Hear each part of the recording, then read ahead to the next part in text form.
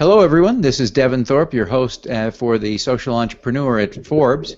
I'm excited to have with me today the executive team from Argusoft. This is a great team. The company is primarily based in India, but they have a presence in the United States, and we're excited to have the team with us today. We've got Ravi Gopalan, who is the president, Ram Gopalan, who is the managing director, and Shrai Desai, who is a medical doctor. He is with us from rural India today, and because of the bandwidth constraints, Shrai will be with us audio only this morning because of that. But gentlemen, thank you all for being with me this morning. Good morning, Devin. Thank you for having us. It's entirely my pleasure. Thank you.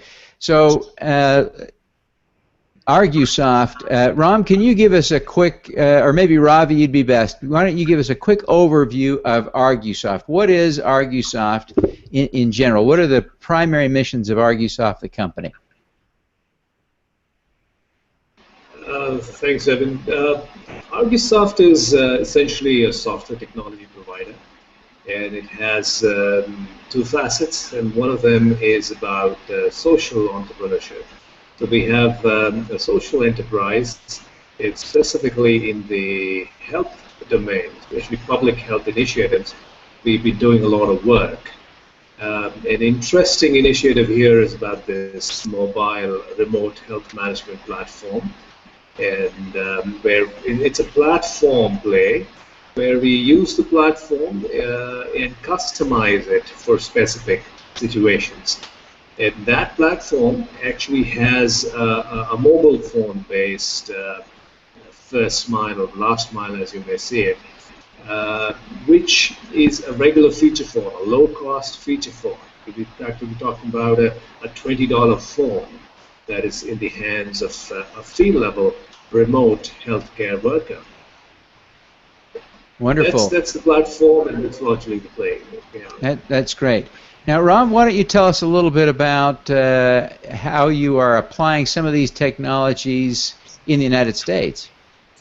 As Ravi mentioned, primarily as part of our commitment to give back to the community, a lot of these platforms were developed for developing countries like India and Africa, where access to internet and bandwidth, as we are seeing with Shrai, is a big issue. But in the US, for example, the same technology can be applied, but the game rules change. And it's basically a focus on data collection and analytics to enable the caregiver to provide better care, as well as remote management capability. And both these are very applicable in today's healthcare environment. So one of the applications we're working on is with the Children's Hospital where we are trying to help the pediatric neurologists manage their patients better, who are pediatric epilepsy patients. So we do two things. We allow a smartphone-based interface to have the caregiver collect the data episodically as the episodes happen or just after them. They can take a video, they can take pictures. So it helps the doctor kind of go back and relive the exact moment when they are looking at it at a much later point. The data is collected and crunched by algorithms, and certain reports that the doctor likes to see are generated, which can be seen from any browser.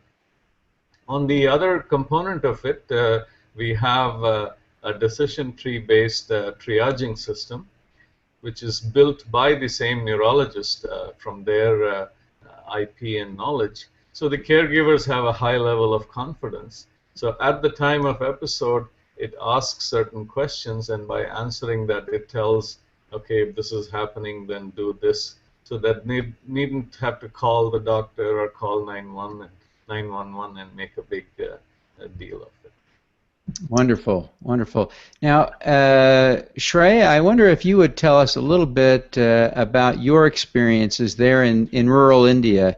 You come from an interesting background. As I understand it, Indian by birth. You spent years in the United States, including a time when you earned a master's degree in public health from Johns Hopkins, and now you've returned to India. So tell us a little bit about how you're applying your vast experience as a medical doctor in India in these rural communities using the Argusoft technology.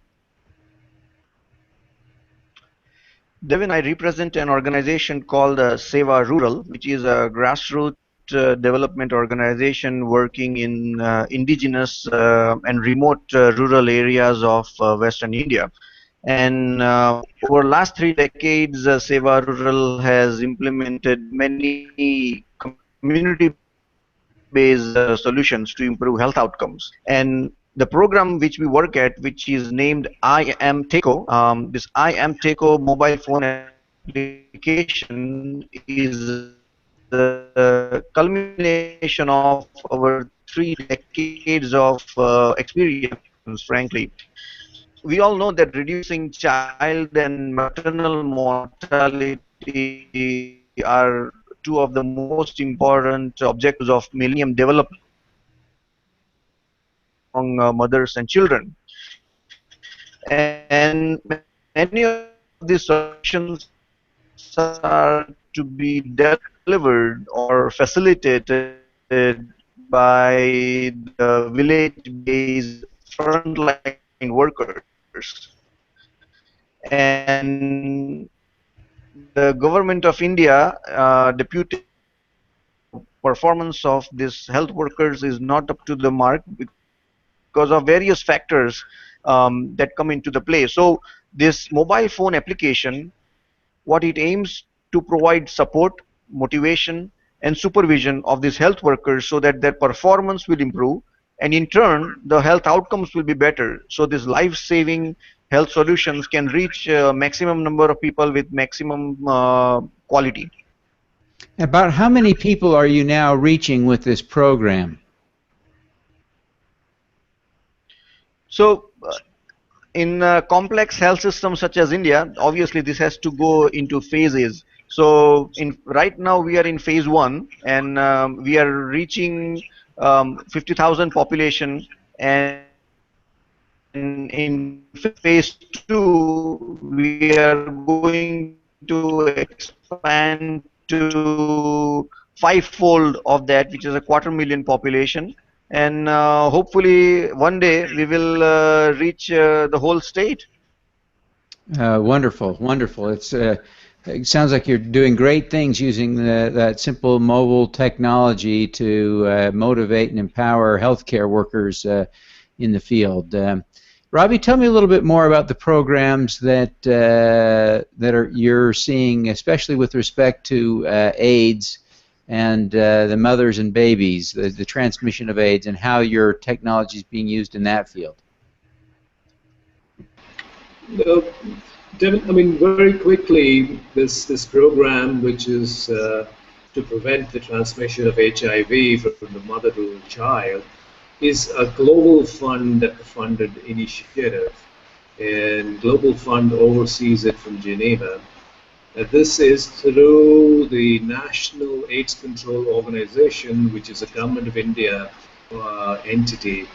And this program has been rolled out now in about 18 states. Out of the plan is to roll it out in about 26 states. And it's already covering about, we're talking about nearly 300 million population, a population of 300 million. And amongst the 26 states, it hopes to cover over 500 million people. In the 18 states so far, they have about 3,500 outreach workers who are reaching out to pregnant women, and they actually motivate them to come in for an HIV test at the various counseling centers, which are out there in the remote areas, and then they identify the HIV positive mother. At present, they are tracking and providing services to about 12,000 such mothers. And the objective of this program is to identify and track the mother and provide her two very critical service components, which is one is to ensure that this mother has an institutional delivery. Here in certain areas that is a problem, and because of an HIV positive nature, there are a lot of doctors, surprisingly, who turn these mothers away and do not attend to their delivery because of the reasons of infection, the fears of infection. So that's one critical aspect this ensures. And number two, at the same time, they also ensure the availability of drugs which are necessary during the 18-month period post the birth of the child. And they have a complete protocol that they follow and track the baby till the baby is 18 months old. And the final, this thing is at the 18-month test, which then reports the baby as being HIV negative. And that's the success that they actually want to achieve. With 12,000 mothers on the system, this is working well now so far. Yes, and it sounds like there is an opportunity to scale the program further. Is that right? Absolutely, that's right. Do you have any sense of how many mothers there might be in India that are HIV positive today?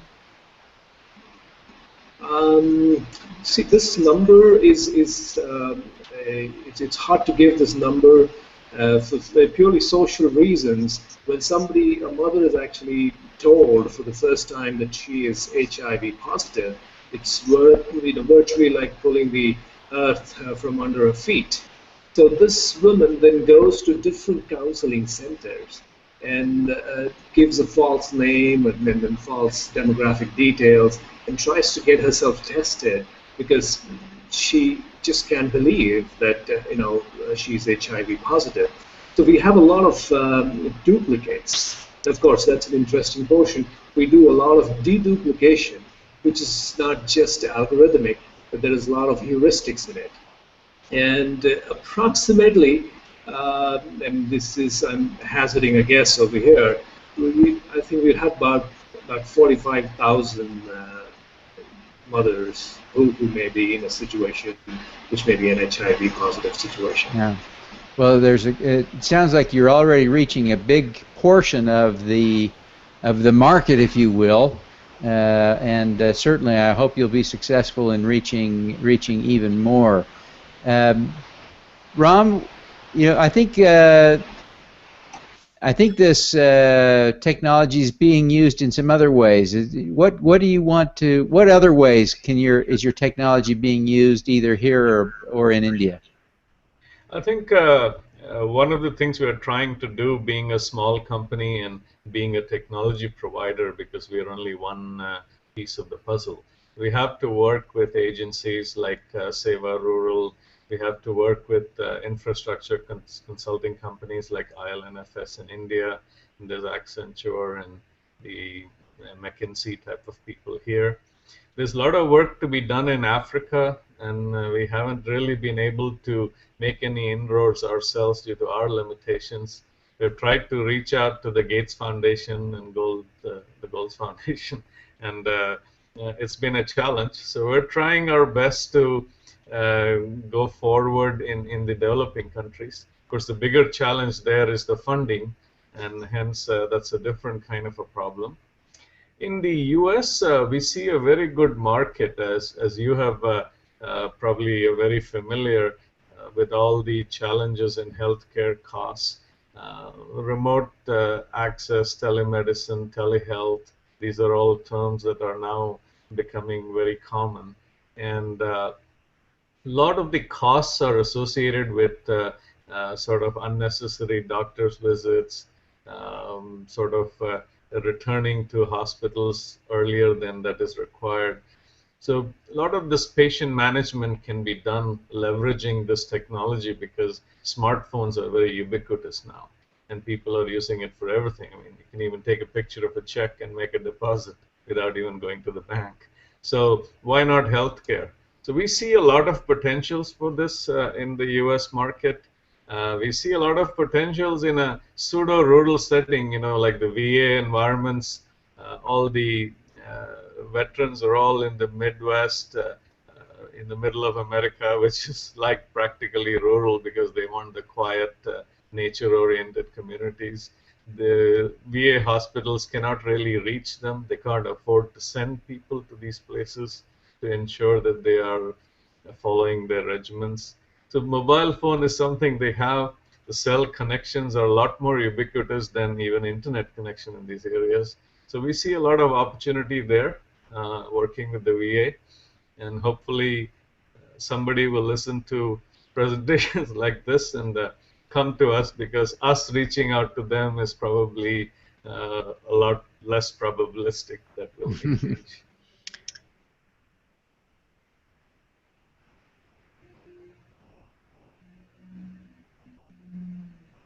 We lost you there, Devin, for a bit.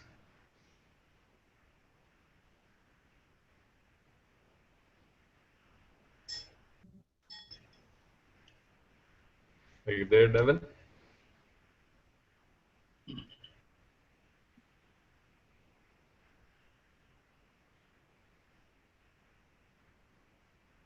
Okay, I think we can't hear you, so doing some lip reading. Okay, so I think we're back. I apologize, everyone. We're obviously had a little technology snafu, but on my end, the signal says we're still live. So I apologize for that, the interruption there. Ram, please continue your thought. So as I was saying, I was just concluding when we had the snafu that the VA is another area where we can help.